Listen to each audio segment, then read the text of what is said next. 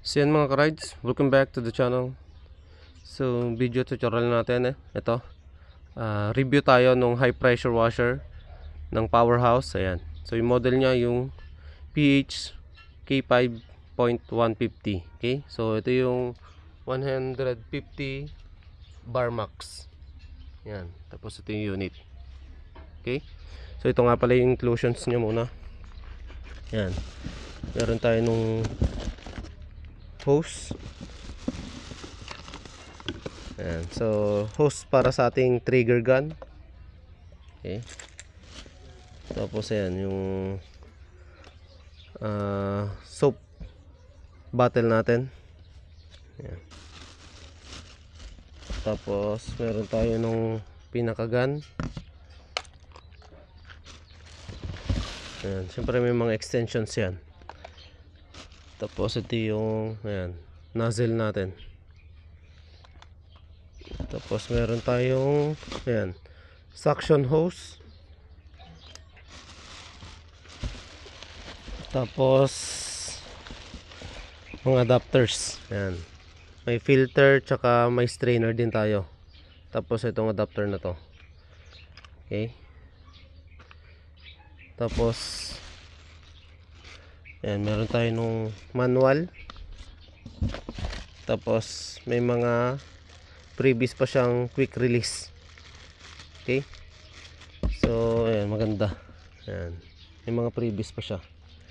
Ayan, kaparehas na to. So meron siyang tatlo. Okay.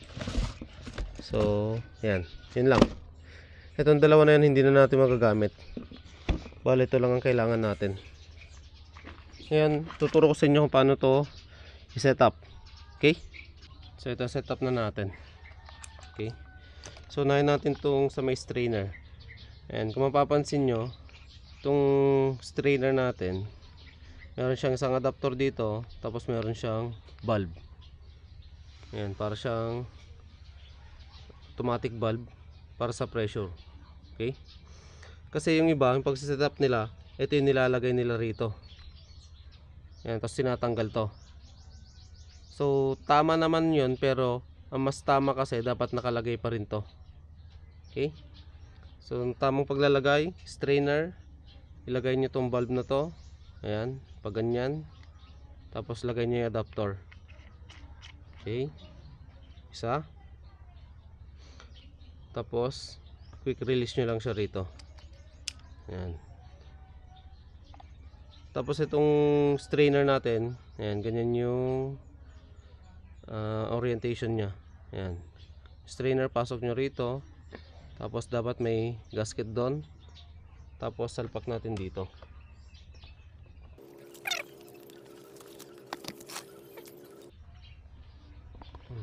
Okay. Tapos assemble muna natin tong gun. Dito sa gun naman, ayan, papasok nyo lang to. May guide naman to sa pasukan nya rito. Ayan. May guide dyan, pasok nyo. Tapos i-push nyo lang. Ayan. Okay. Tapos twist nyo na ganun. Tapos itong nozzle natin, ganun din. Pindutin nyo to. Ayan. Itong yellow button na to. Ayan. Tapos may guide din to, no? Ito, pakita ko sa inyo. Ayan. Itong line na to. Ayan. Papasok nyo siya rito. Okay. May groove siya dyan. Ayan. Ayan. Okay. Goods na yan.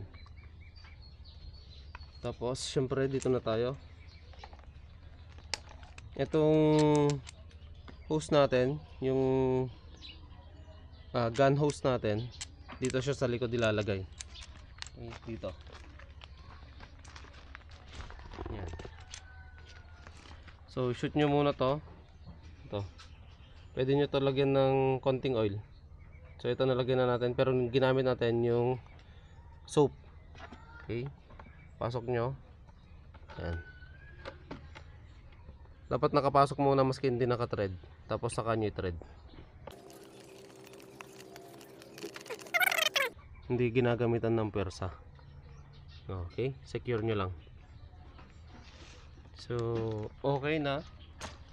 Tapos ayan, itong hose pala, check natin kung gaano kahaba mamaya.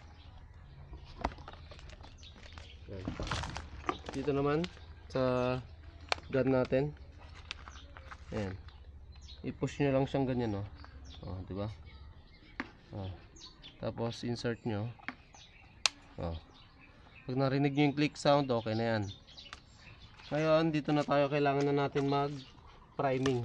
Dapat, so as per instruction, dapat tong suction hose natin may laman tubig. Okay? So ang gagawin natin, bababad natin to. Ito yung tubig natin.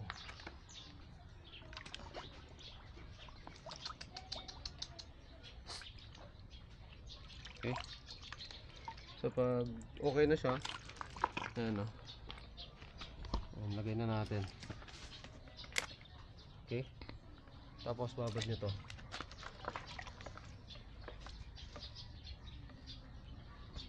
Ngayon papaanda rin natin. So maganda rito, mahaba tong cable. Diba?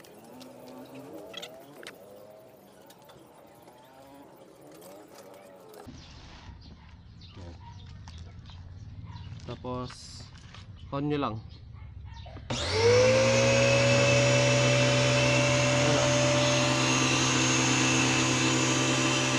Pindutin nyo lang yung trigger. Ayan. Tapos hintayin nyo maging buo yung pressure rito. Ayan.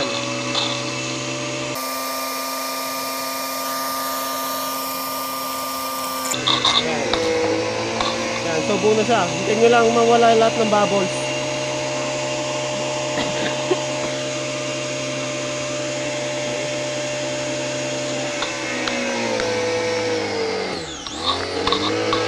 Okay na.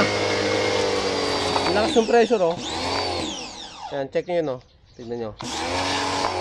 So maganda rito, pag naka-on na siya, ayan, auto-off na siya pag hindi natin pinipindot yung trigger nya. Okay? Ngayon, pindutin ko yung trigger, tapos tignan nyo tong dashboard na yan, yung panel board na yan, kung paano nya itutulak.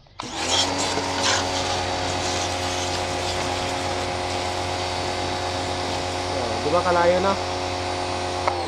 Okay. Try natin hanggang sa semento na yan.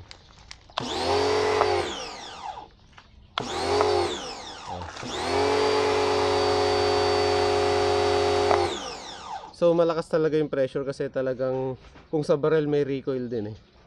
Tapos ito nga pala yung sa ating nozzle. So ito yung pinakasagad niya. Ito yung function niya sa spray. Diba, makalat din. Ang lakas, oh. Mga bato na yan.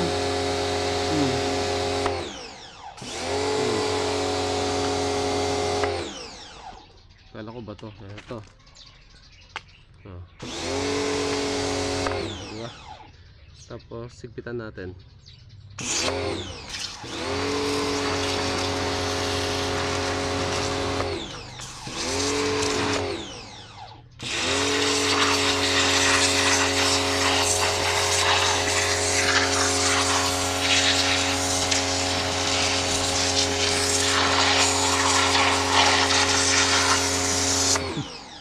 Ito, linisan natin yung bato. Tingnan nyo.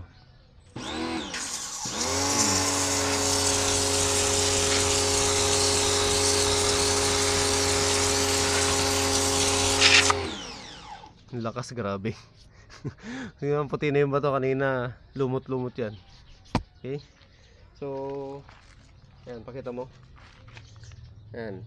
Ganito kalakas yung powerhouse pressure washer natin. Bale ito, 1700 watts pala to. Okay? Tapos yung iba niyang specs, ito siya. Okay? Ayan. Ayan, testing natin. Then ito nga pala yung gamit nating shampoo. Yung ordinary lang to, yung halos tag 100, isang galon. So hindi siya yung mamahalin na yung talagang concentrated. Okay? Tapos itong hose pala natin, tsaka yung power cord natin, puro tag 5 meter slot yan. Okay, ganun siya kahaba. Tapos ito, mga nasa 3 meters yung suction hose natin. Okay, testing.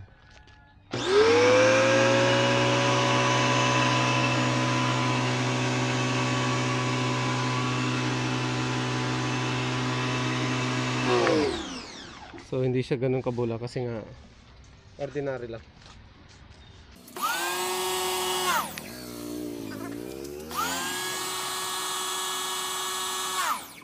So yung buong motor, ayan o. Konti lang din yung binabawas. So okay sana to kung concentrated. Testing to natin soon. Okay. So ito nga pala yung full review natin sa ating Powerhouse 150 bar max.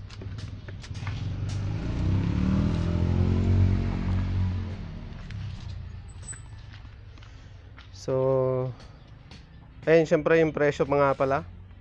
Yung presyo nito, yung SRP nito ay 4,500. So yung sulit ba? Syempre oo. Kasi sa 4,500 meron ka ng 1,700 watts na Powerhouse pressure washer. Yan, sulit to, maganda. Tapos yun, magastos talaga din sa tubig kasi nga 6 liters per minute siya. Okay? So mga ka-ride, sana nagustuhan nyo to. Yan, pag nagustuhan nyo, pa-like, pa-share, pa-subscribe at pa-follow sa ating ibang social media accounts. Okay? Kung dito na tayo, ride safe. Peace.